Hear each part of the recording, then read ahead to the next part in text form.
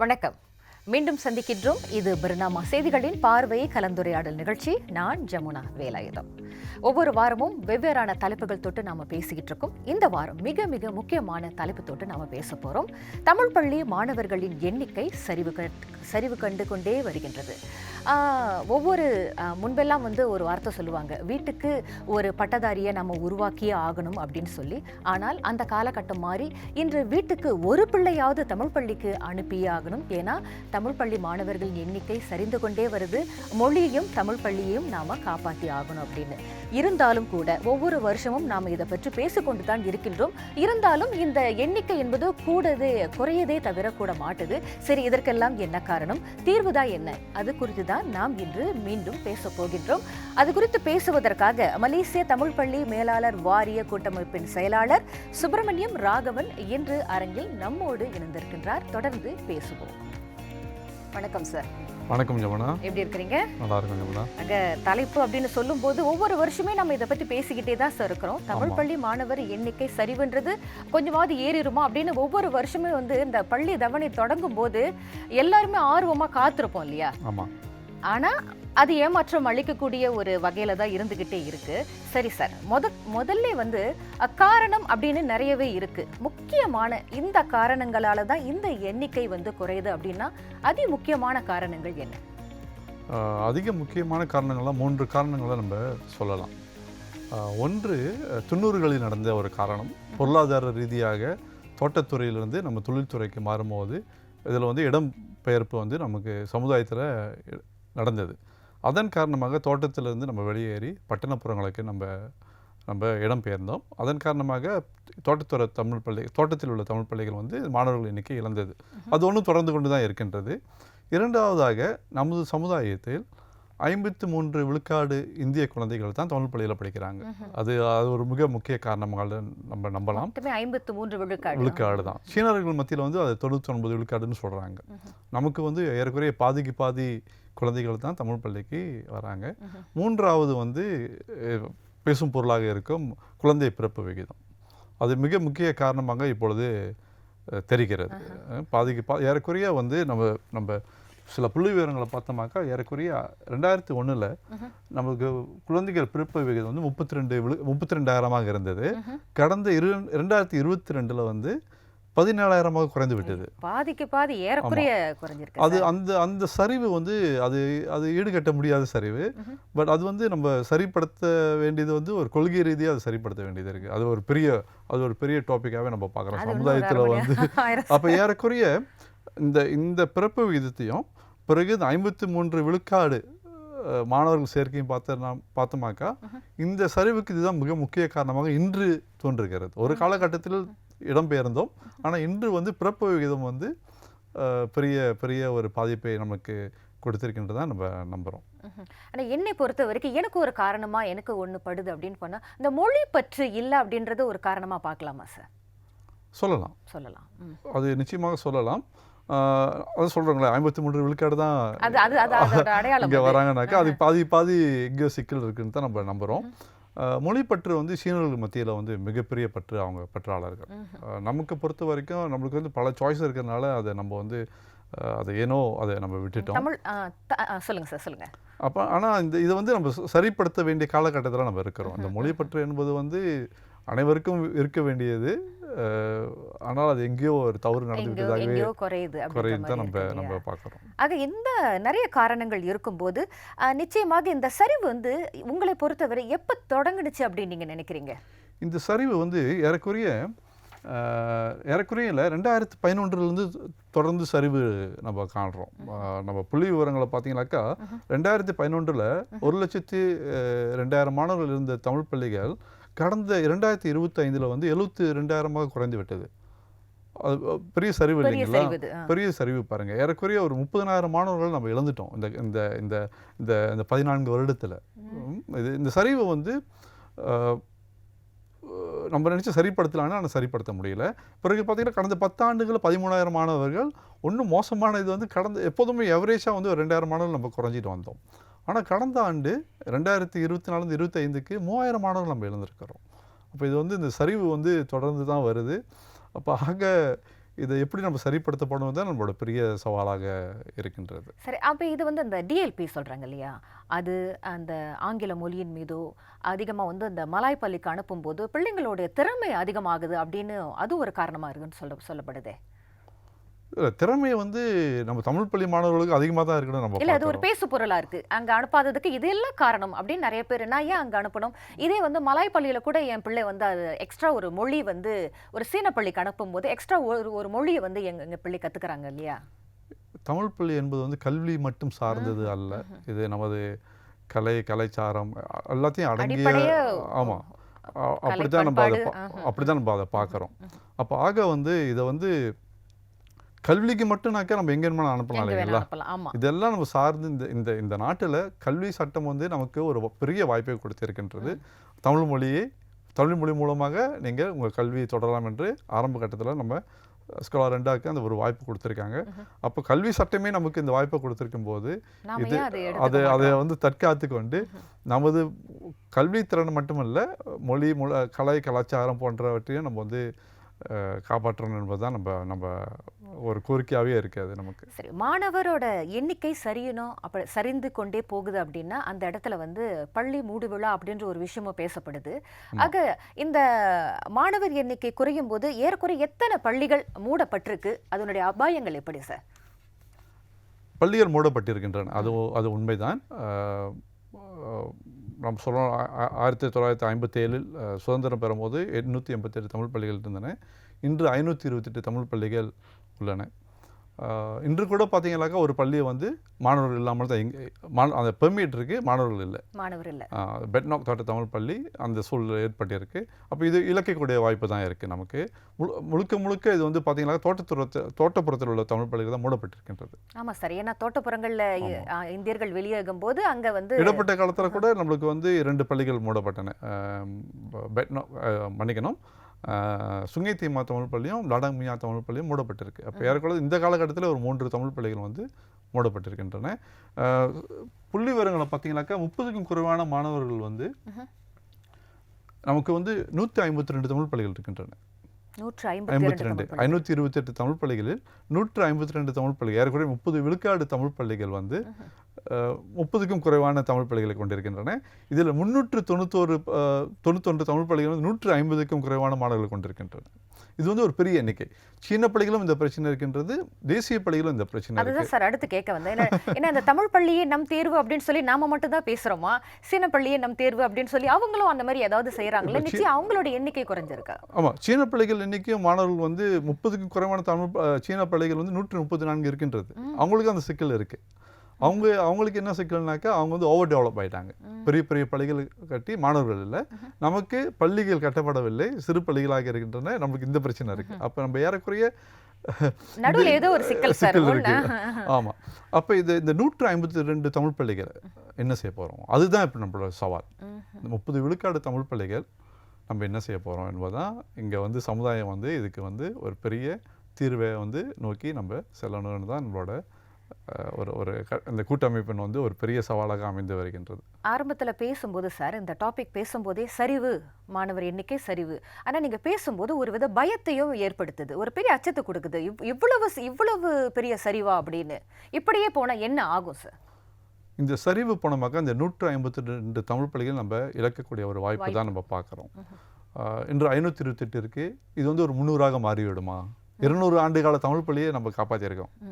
தமிழ் கல்வி என்பது இந்த நாட்டில் 200 ஆண்டு கால தமிழ் கல்வி. இன்னொரு 200 ஆண்டுக்கு நம்ம எப்படி இதை கொண்டு போக போகிறோம்? சமுதாயத்தின் கடப்பாடு என்ன?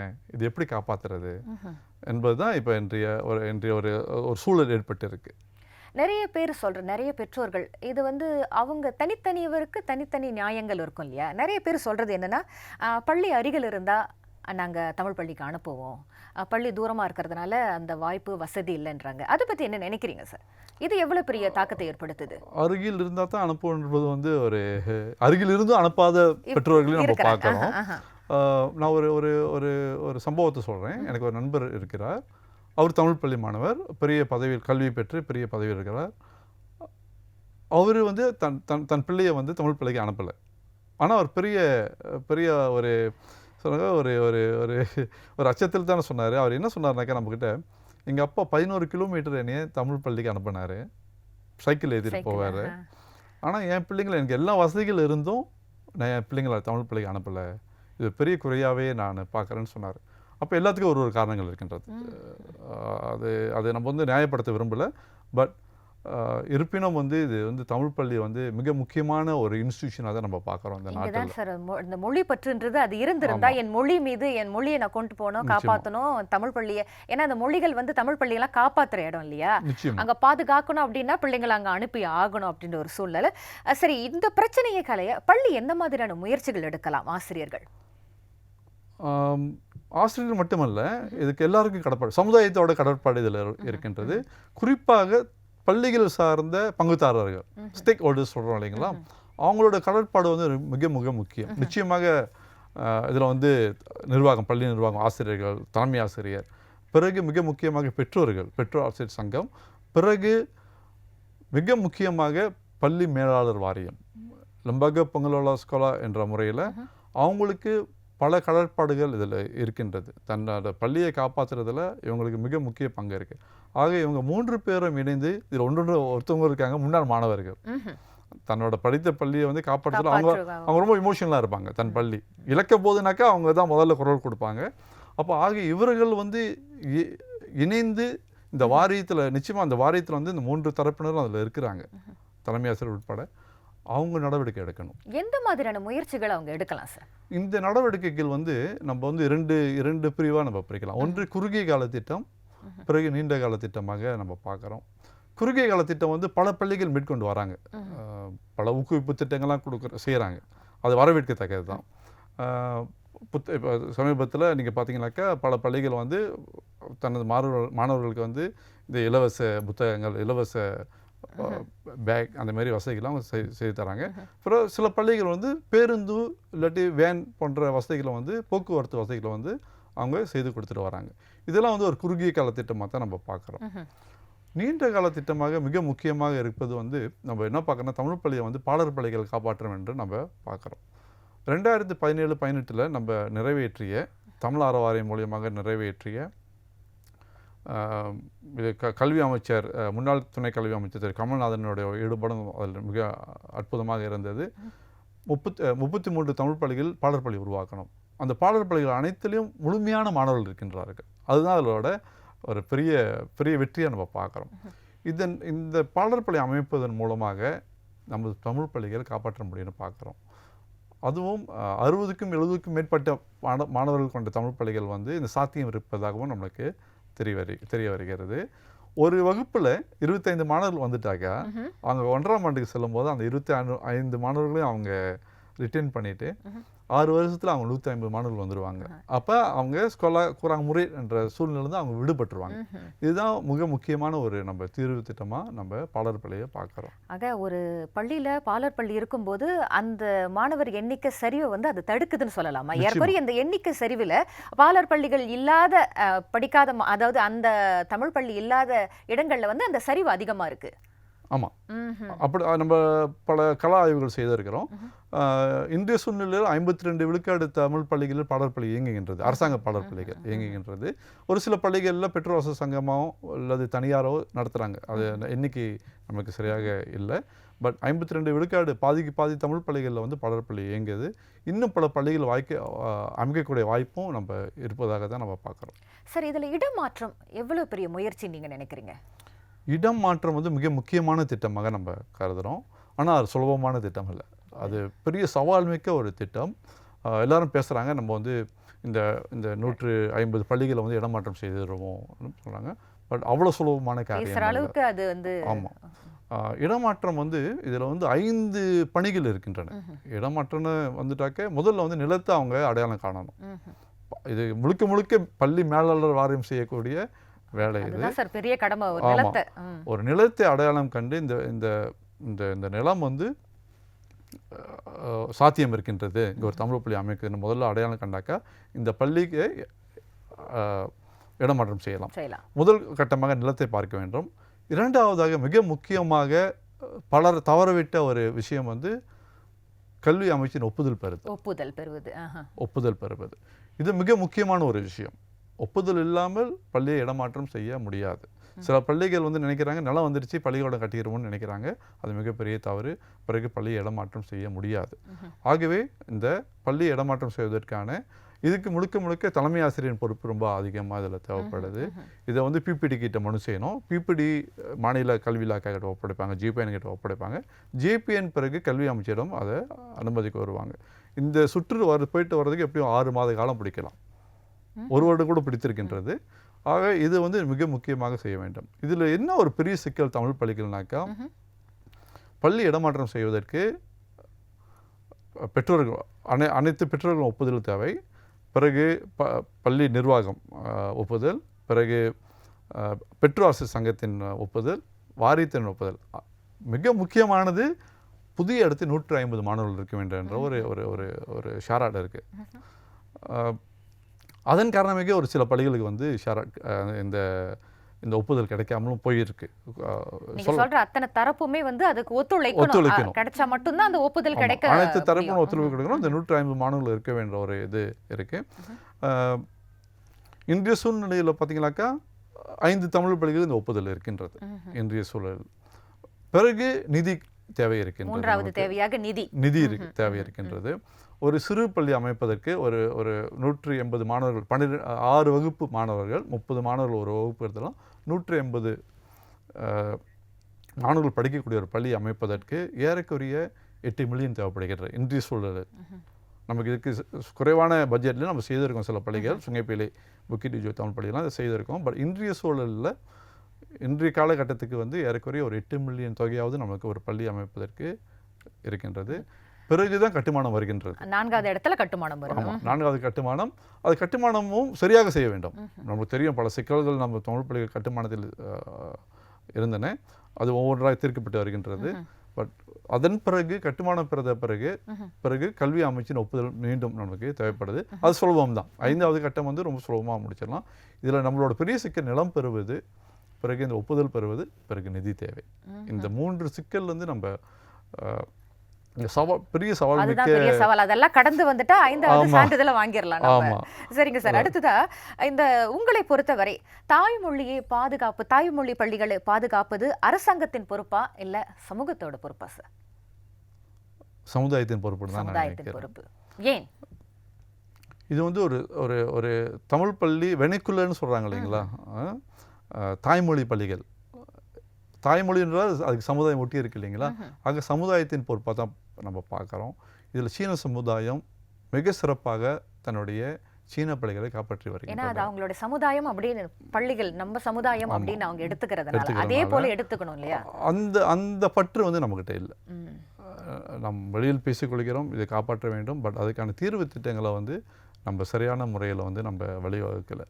அதுதான் நம்மளோட பின்னடைவு அங்கே தான் வந்துருச்சு நினைக்கிறேன். பிறகு நாங்கள் பார்த்தீங்கன்னா 53 விழுக்காடு பெற்றோர்கள். 53 விழுக்காடு. சரிங்க சார், இப்படியே போனால் தமிழ் பள்ளிகள் மூடப்படும் நிலையில் சமுதாயத்தில் ஏற்படுகின்ற இழப்புகள் என்ன சார்? என்ன மாதிரியான பாதிப்பு? பல பாதிப்புகள் நம்ம எதிர்பார்க்குறோம். ஒன்று, அந்த தமிழ் வழி கல்வியை நம்ம இழந்துடுவோம். பிறகு அந்த கலை கலாச்சாரங்களை இழந்துடுவோம். இன்று பார்த்தீங்கன்னாக்கா, கடந்த வாரம் பார்த்தீங்கன்னாக்கா ஃபேஸ்புக்கில் சரி பல ஊடகங்களில் பார்த்தீங்கன்னா எல்லாம் பொங்கல் விழாவாகவே இருந்தது. நமது மாணவர்கள் அந்த பண்டிகை கொண்டாட்டமாகவே இருந்தது. பிறகு பார்த்தீங்கன்னா முத்தமிழ் விழா வரும், பிறகு தீபாவளி நிகழ்ச்சிகள் வரும். இது எல்லாத்தையும் நம்ம இழந்துருவோம். இதெல்லாம் நடக்காது. இது வந்து ஒரு பெரிய அடிப்படையில் இயல்பாவே வீட்டில் சொல்லிக் கொடுக்க முடியாதது கூட தமிழ் பள்ளிகள் எங்க கற்றுக் கொடுக்குறாங்க இல்லையா. நிச்சயமா. அப்போ இதெல்லாம் இழந்துருவோம். பிறகு தலைமை ஆசிரியர்கள் இழந்துருவோம். ஒரு தலைமைத்துவத்தை இழந்துரும் இல்லைங்களா. நமது ஒரு ஒரு ஒரு ஒரு தலைமை ஆசிரியர் பார்த்தாக்கா அவர் மேலே நமக்கு நன்மதிப்பு இருக்கும். அப்போ இந்த மாதிரி கூறுகள்லாம் நம்ம எல்லாம் போயிடும். 528 தலைமை பெற்றோர் சங்க தலைவர்கள் இருக்காங்க, 480க்கு மேற்பட்ட வாரிய தலைவர்கள் இருக்காங்க. அப்போ இதெல்லாம் நம்ம இழந்துருவோம். இந்த இது வந்து ஒரு இன்ஸ்டிடியூஷன் உள்ள பல கூறுகளை வந்து நம்ம இழந்துருவோம். இதுதான் மிகப்பெரிய ஆபத்துன்னு நான் நினைக்கிறேன். ஆசிரியர்களோட வேலை. ஆமாம், 7500 ஆசிரியர்கள் இருக்காங்க. இப்போ சமீபத்தில் 300 ஆசிரியர்கள் கூடி இருக்காங்க. இப்போ இதெல்லாம் நம்மளுக்கு வந்து ஒரு பாதிப்பாகவே, சமூகத்தில் பெரிய பாதிப்பு. அதெல்லாம் இந்த பாதிப்பு வந்து சமுதாயத்தில் அந்த விழிப்புணர்வு இருக்குன்னு நீங்க நினைக்கிறீங்களா சார்? இந்த பாதிப்பு போதாதுன்னு நான் நினைக்கிறேன். இருக்கின்றது, ஆனால் பலருக்கு இல்லை. ஆனால் இது போதாது. இந்த போதாது என்பது வந்து சரிப்படுத்த வேண்டிய ஒரு சூழல்ல நம்ம இருக்கிறோம். தமிழ் பள்ளிகளோட கல்வி தரம் குறித்து உங்களுக்கு ஒரு மதிப்பீடு இருக்கும் இல்லையா? எப்படி இருக்கு, என்ன செய்யணும் அப்படின்னு நீங்க நினைக்கிறீங்க? தமிழ் பள்ளிகள் தரமான பள்ளிகள். தரமான பள்ளிகள். அதனை இன்னும் மேம்படுத்துறதுக்கு வாய்ப்புகள் அதிகமாக இருக்கின்றது. நானும் ஒரு தமிழ் பள்ளி மாணவன் தான். நானும் ஒரு பெரிய பொறுப்பில் வருவதற்கு என்னோட தமிழ் கல்வி தான் எனக்கு உதவி செய்தது. அப்போ ஆக வந்து தரம் என்பது வந்து இங்கே ஒரு பெரிய கேள்விக்குறியே இல்லை. நமது மாணவர்கள் பல சூழ்நிலைகள் பல வெற்றிகளையும் பெற்றிருக்காங்க, பல பொறுப்புகளும் இருக்கிறாங்க. அப்போ ஆக இந்த தரம் என்பது வந்து நம்ம வந்து ஒரு நல்ல நிலையில் தான் இருக்கிறோம்னு நம்ம தோணுது. ஆனால் இந்த தரத்தின் மீது தான் நிறைய கேள்விகளும் இருக்கு இல்லையா? பிள்ளைங்களை வந்து அங்கே அனுப்புறதுக்கு, தமிழ் பள்ளிக்கு அனுப்புறதுக்கு ஏறக்குறைய நமக்கு தெரிஞ்சவங்க, உங்களுக்கு தெரிஞ்ச வட்டாரத்திலே நமக்கு தெரிஞ்சவங்க நிறைய பேர் தங்களுடைய பிள்ளைகளை தமிழ் பள்ளிக்கு அனுப்ப மறுக்கிறாங்க. என்ன காரணமாக இருக்கலாம்? அவங்க பல்வேறு காரணங்களை சொல்கிறாங்க. ஒன்று அவங்க சொல்கிறாங்க தூரம், டிரான்ஸ்போர்ட் சொல்கிறாங்க, பேருந்து போக்குவரத்து வசதி. அது ஒரு வகையில் உண்மை தான். அதை நம்ம ஏற்றுக்கொள்ள தான் வேண்டும். ஒரு பிள்ளையை அனுப்புவதற்கு எனக்கு 100 வெள்ளி தேவைப்படுகிறது. 3 பிள்ளைகள் இருந்தாக்கா 300 ரிங்கிட் தேவைப்படுகிறது. அது வந்து ஒரு பொருளாதார சுமையாகவும் அவங்களுக்கு இருக்குது. அது ஒன்று சொல்லலாம். பிறகு என்ன அவங்க காரணம் சொல்கிறாங்கனாக்கா, தரமும் அவங்க சில நேரங்களில் கேள்வி எழுப்புறாங்க. ஆனால் பல பேருக்கு தெரியல தமிழ் பள்ளிகள் வந்து எல்லா வசதிகளும் இருக்கின்றதுன்னு அவங்க நம்புகிறாங்க. அவங்களுக்கு தெரியல. இன்னொரு சில பேர் கேட்குறாங்க, தமிழ் பள்ளிகளில் அறிவியல் கூடம் இருக்கா, கம்ப்யூட்டர் லேப் இருக்கா? ஆனால் எல்லா பள்ளிகளும் நம்ம பல பள்ளிகளுக்கு போயிருக்கோம். ஒரு சிறு பள்ளியாக இருந்தாலும் அங்கே கணினி கூடம் இருக்கும். அப்போ இந்தமாரி வசதிகள்லாம் வந்து இது நம்ம மேலே தவறு இருக்குன்னு நினைக்கிறேன். நம்ம இது சரியாக மார்க்கெட்டிங் செய்யலை. எல்லா இடங்கள்லையுமே எங்கேயோ ஒரு தொய்வு நிலை இருந்துகிட்டே இருக்கு சார். எல்லா தரப்பும் ஒரு முயற்சி எடுத்தா அந்த எண்ணிக்கையை நம்ம வந்து கொஞ்சம் சரி கட்டிடலாம் இல்லையா? நிச்சயமா. இன்னொரு 10 விழுக்காடு பெரிய வெற்றி தான் சார். அடுத்து சார் பாத்தீங்கன்னா, மாணவர் எண்ணிக்கை அதிகரிக்க இதுவரை உங்களை சார்ந்து மலேசிய தமிழ் பள்ளி மேலாளர் வாரிய கூட்டமைப்பு எடுத்த நடவடிக்கைகள் என்ன முயற்சி எடுத்திருக்கீங்க? அதுல என்ன பலன் கண்டிருக்கீங்க சார்? இது வந்து நம்ம தமிழ் அறவாரியத்திலேருந்து தான் தொடங்கணும். இது நம்ம அங்கிருந்து தான் வந்தோம். தமிழ் அறவாரியம் எடுத்துக்கொண்ட முயற்சியில் முதல்ல வாரியங்கள் அமைக்கப்பட்டன. PTST மூலியமாக தமிழ் அறவாரியத்தின் மூலமாக 450 பள்ளிகளில் வாரியம் அமைக்கப்பட்டு இதே ஒரு பெரிய வெற்றியாக தான் நம்ம பார்க்குறோம். பிறகு பல திட்டங்கள் வந்து தமிழ் பள்ளிகளில் மேற்கொள்ளப்பட்டன. தமிழ் அறவாரியம் மூலியமாக பிறகு நம்ம உதவி தொழில்நுட்ப ரீதியாக உதவி தான் நம்ம பாலர் பள்ளியை அமைத்தோம். இன்றைய காலகட்டத்தில் கூட்டமைப்பின் மூலியமாக எல்லாருக்கும் நினைவு இருக்கலாம், 2023 பிரதமர் வந்து 30 மில்லியன் சிறப்பு நிதி கொடுத்திருந்தார். 30 மில்லியன் அதில் வந்து 5 தமிழ் பள்ளிகள் பரிந்துரையை நம்ம கொடுத்துருந்தோம். அதில் 3 தமிழ் பள்ளிகள் வந்து இப்போ கூடிய விரைவில் இணை கட்டிடம் பெறுவதற்கான வாய்ப்பு அமைந்துள்ளது. ஜோஹரில் குலாய் புசா தமிழ் பள்ளி, ரினி தோட்ட தமிழ் பள்ளி, பிறகு ஸ்லாங்கோவில் நார்த் எமாங் தோட்ட தமிழ் பள்ளி. இந்த 3ம் வந்து கூடிய விரைவில் இணை கட்டிடம் பெறுவதற்கு வாய்ப்பு அதிகமாக இருக்கின்றது. இன்னும் 2 தமிழ் பள்ளிகள் கிளைபாங் தமிழ் பள்ளிக்கும் இணை கட்டிடம். பிறகு இதன் மூலியமாக சுங்கேபாக்கா தமிழ் பள்ளியும் கட்டுவதற்கு வாய்ப்பு அமைந்துள்ளது. இது முதலாக நம்ம பார்க்குறோம். பிறகு கடந்த ஆண்டு வந்து நம்ம சொல்லி அந்த இடமாற்றத்திற்கான 5 தமிழ் பள்ளிகள் பரிந்துரையை நம்ம கல்வி அமைச்சர்கள் நம்ம கொடுத்துருக்கோம். 50 மில்லியன் செலவில் வந்து இதை வந்து கட்டக்கூடிய ஒரு வாய்ப்பு நமக்கு இருக்கின்றது. மிக முக்கியமாக கடந்த ஆண்டு மலேசிய திட்டம் RMK 13க்கு ஒரு பரிந்துரையும் நம்ம வந்து கூட்டமைப்பு முன்வைத்திருக்கோம். இதில் முக்கியமான 2 கூறுகள் வந்து அதில் அடங்கியிருக்கு. ஒன்று, வருடத்திற்கு 100 மில்லியன் தமிழ் பள்ளிக்கு ஒதுக்கீடு செய்ய முடியுமா அரசாங்கத்திட்ட நம்ம ஒரு முக்கியமான பரிந்துரை. இதில் இடமாற்றம், பாலர் பள்ளி அமைத்தல், இணை கட்டிடம் அமைத்தல் போன்ற திட்டங்கள் அடங்கியிருக்கின்றன. அதோடு இதனை மேற்கொள்வதற்கு, இதில் மேலாண்மை செய்வதற்கு, தமிழ் பள்ளிகளை மேலாண்மை செய்வதற்கு ஒரு சிறப்பு குழு இயங்க முடியுமா, அமைத்து இதனை முழுமையாக செய்து முடிக்கக்கூடிய ஒரு வாய்ப்பு அமைக்க முடியுமான்னு தான் நம்ம வந்து அரசாங்கத்திலிருந்து ஒரு பரிந்துரை கொடுத்துருக்கோம். இந்த 3 பரிந்துரையும் இருக்கின்ற தற்சமயம் வந்து பாலர் பள்ளி அமைப்புக்கான ஒரு சாத்தியக்கூறு ஆய்வு நம்ம செய்துட்டு வரோம். அது இப்போ நடந்து கொண்டிருக்கின்றது. பிறகு கடந்த காலங்களில் புது பள்ளிகள் கட்டப்பட்டன. பிறகு இணை கட்டணம் பெற்றன. ஈவன் பாலர் பள்ளி அமைக்கப்பட்டன. இந்த பள்ளிகள் வந்து எப்படி மாணவர்கள் சேர்க்கையில் இருக்காங்க, மாணவர்கள் எண்ணிக்கை அதிகரிச்சிருக்கா இல்லை குறைஞ்சிருக்கா இந்த புதிய பள்ளிகளில் என்ற ஒரு ஆய்வையும் நம்ம வந்து மேற்கொண்டுட்டு வரோம். சரி சரி, இறுதி கேள்வியாக இப்போ நீங்கள் பேசும்போதே நிறைய இடங்கள்ல வந்து செயற்குழு குழு அப்படின்னு நம்ம சொல்றோம் இல்லையா? இந்த குழு அப்படின்னு சொல்லும்போது அந்த குழு எல்லாம் சிறப்பாக இயங்கினா தானே சார் அது வந்து கீழே போய் சேரும். அப்போ உங்களை பொறுத்த வரைக்கும் இந்த செயற்குழு அமைக்கப்படும் போது அதோட இயக்கங்கள்லாம் எப்படி இருக்கு சார்? ஆஹ் நமக்காக ஏற்படுத்தப்பட்ட ஒரு பெரிய சிறப்பு குழு என்னன்னாக்கா, ஒன்று துணை கல்வி அமைச்சர் அமைந்தார். பிறகு பிடிஎஸ்டி என்றும் ஒரு செயற்குழு அமைந்தது. 2 பேரும் சிறப்பாக தான் பணியாற்றினாங்க. அந்த 2 குழுக்களும் சிறப்பாக பணியாற்றுறாங்க. இதே மாதிரி ஒரு குழு அமைந்தாக்கா இன்னும் சிறப்பாக நம்ம தமிழ் பள்ளிகளை இந்த இந்த RMK 13, 14 இந்த காலகட்டங்களில் ஒரு 10 ஆண்டு காலங்களில் இந்த 100 மில்லியன் ஒதுக்கப்பட்டால் தமிழ் பள்ளிகள் பிரச்சனை, இந்த மேம்பாட்டு சார்ந்த பிரச்சனைகள் வந்து சரி செய்யப்படலாம் என்பதுதான் கூட்டமைப்பின் வந்து கருதுறோம். அடுத்த கட்ட முயற்சிகள் நிறைய நீங்க எடுப்பீங்க.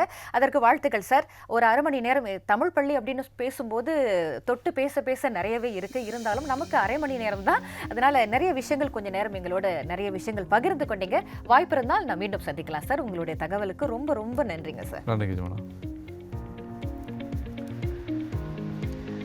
மொழி ஒரு இனத்தின் அடையாளம். ஆக நமது இனத்தை மலேசியாவில் நமது இனத்தை நாம் பாதுகாக்க வேண்டும் என்றால் தமிழ் மொழி தாய்மொழி பள்ளிகளான தமிழ் பள்ளிகள் நிச்சயமாக மிகப்பெரிய ஒரு அச்சாணியாக இந்த நாட்டில் இருக்கின்றன.